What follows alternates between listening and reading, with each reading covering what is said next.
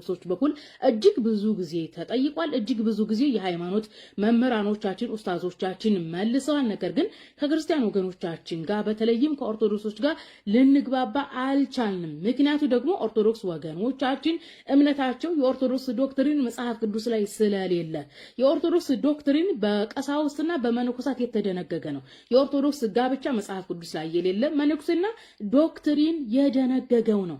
አንድ ብቻ አግባ የሚለው ነገር ማለት ነው።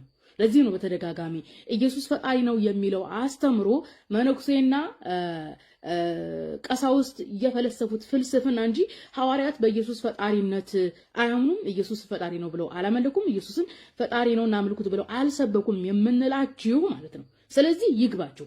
የኦርቶዶክስ ዶክትሪን አጠቃላይ የጋብቻ ስርዓት፣ የጸሎት ስርዓት፣ ኢየሱስ ፈጣሪ ነው ማርያም የፈጣሪ እናት ናት የሚለው የመነኮሳትና የቀሳውስት እሳቤ እንጂ ከሐዋርያት የተገኘ ከመጽሐፍ ቅዱስ የተገኘ አይደለም።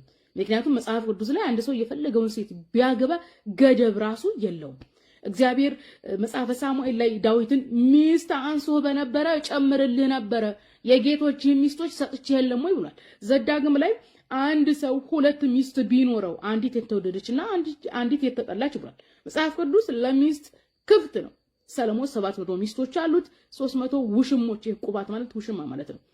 በሀገራችን በኢትዮጵያ የኦርቶዶክስ መነኮሳት የኦርቶዶክስ ቀሳው ነገስታት ማለት ነው። መነኮሳት ሳይሆን መነኩሴ አያገባም። የኦርቶዶክስ ነገስታት ብዙ ሚስት ሲያገቡ የነበሩ ናቸው። ተግባብተናል። ስለዚህ ሚኮ አንተና መሰል ኦርቶዶክሶች ይህን ጥያቄ የምትጠይቁት የመነኩሴና የቀሳውስትን ዶክትሪን መሰረት አድርጋችሁ እንጂ መጽሐፍ ቅዱስን መሰረት አድርጋችሁ አይደለም።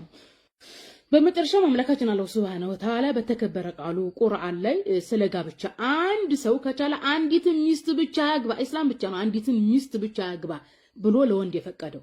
እንግዲህ ከቻለ 2 3 4 የተባለው ምንድነው? በዛን ዘመን ሰዎች እስከ 20 ሚስት ከዛም በላይ ያገቡ ነበር። አስባችሁታል? አንድ ወንድ 20 ሚስት 30 ሚስት ሲያገባ።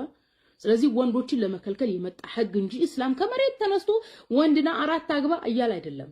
ኢስላም የፈቀደው ለአንድ ወንድ አንዲት ሚስት ብቻ ነው።